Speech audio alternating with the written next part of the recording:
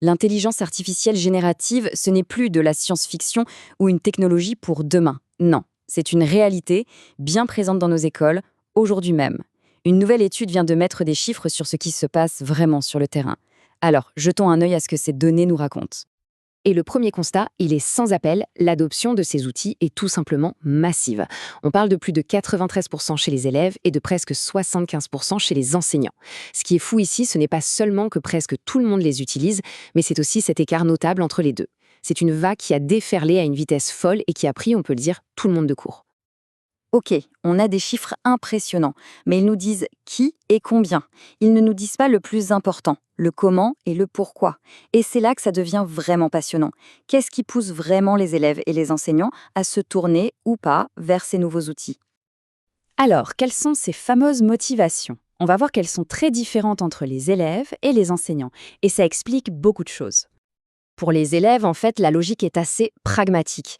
Face à la charge de travail, aux devoirs, aux exposés, l'IA est vue comme une solution pour aller plus vite, être plus efficace et aussi, pour être honnête, pour faire baisser un peu la pression.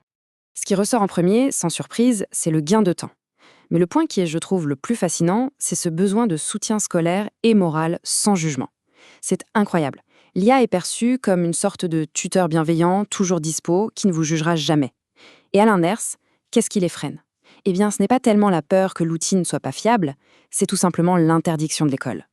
On a donc une tension énorme entre le besoin d'aide et la peur de se faire prendre ou de devenir trop dépendant. Bon, et les enseignants dans tout ça? De leur côté, comme on peut s'en douter, le tableau est plus complexe. Ils sont vraiment tiraillés entre les avantages pratiques évidents et de vraies préoccupations, que ce soit au niveau pédagogique ou éthique. Le gain de temps, bien sûr, c'est aussi un moteur énorme pour les enseignants. Préparer un cours, trouver des idées d'exercice, l'IA peut aider. Mais les freins, eux, sont bien plus profonds que chez les élèves. On parle de convictions éthiques, de la peur de la triche, bien sûr, mais aussi d'un obstacle très concret, le manque de formation. Et ce sentiment d'être un peu démuni face à une technologie qui déboule, c'est une réalité qu'on observe à l'école, mais aussi dans le monde de la formation pour adultes. Alors attention, voilà un point qui vient nuancer tout ce qu'on vient de dire. Malgré cette adoption de masse, l'usage, lui, reste assez modéré. Près de 60% des utilisateurs, élèves comme profs, y consacrent moins de 30 minutes par semaine. Ça veut dire quoi? Que l'IA n'est pas encore un outil du quotidien. C'est plus une ressource qu'on va chercher ponctuellement, une sorte de joker, qu'un vrai partenaire d'apprentissage intégré. Mais ne nous y trompons pas, même un usage ponctuel n'est pas neutre. Au contraire, il est en train d'introduire de toutes nouvelles tensions au cœur même de la salle de classe.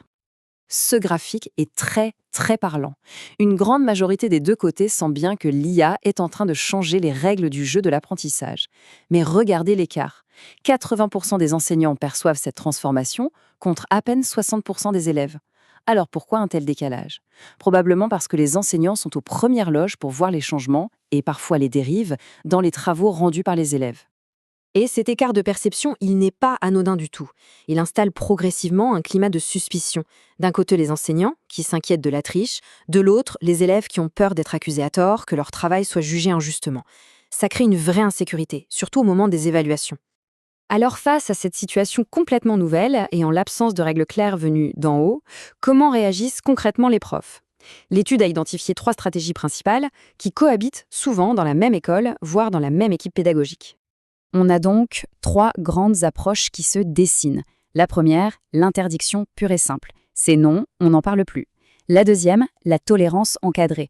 OK pour utiliser l'IA, mais voici les règles du jeu. Et enfin, la troisième, l'évitement. En gros, on change les exercices, on fait plus d'oraux pour que l'IA ne soit plus vraiment utile. 3 stratégies, 3 philosophies qui créent un sacré casse-tête pour les élèves. Parce que le vrai problème, c'est que ces 3 stratégies cohabitent. Et comme le souligne le rapport, pour les élèves, cette incohérence est une source d'insécurité. Imaginez, pour le cours de français, c'est interdit. Pour l'histoire, c'est autorisé, mais seulement pour le plan. Et en maths, le prof n'en parle jamais. C'est hyper anxiogène, surtout quand une note est en jeu. Mais alors, pourquoi ce flou artistique? Pourquoi cette cacophonie?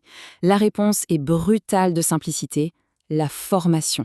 Ou pour être plus précis, son absence quasi totale. Regardez-moi ce chiffre, plus de 81% des élèves apprennent à se servir de ces outils surpuissants tout seuls ou avec leurs amis.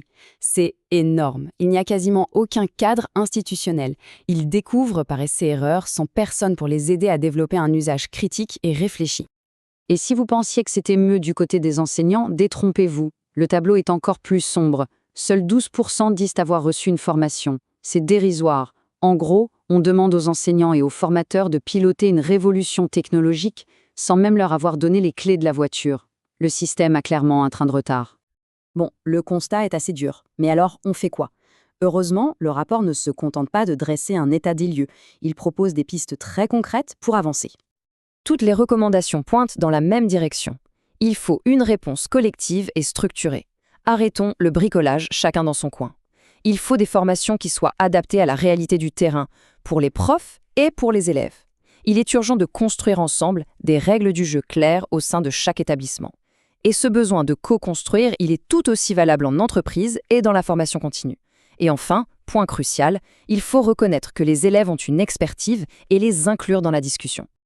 Pour conclure, l'IA est là, c'est un fait, et elle ne va pas disparaître. Le temps du bricolage individuel est terminé, on voit bien que ça mène à des impasses.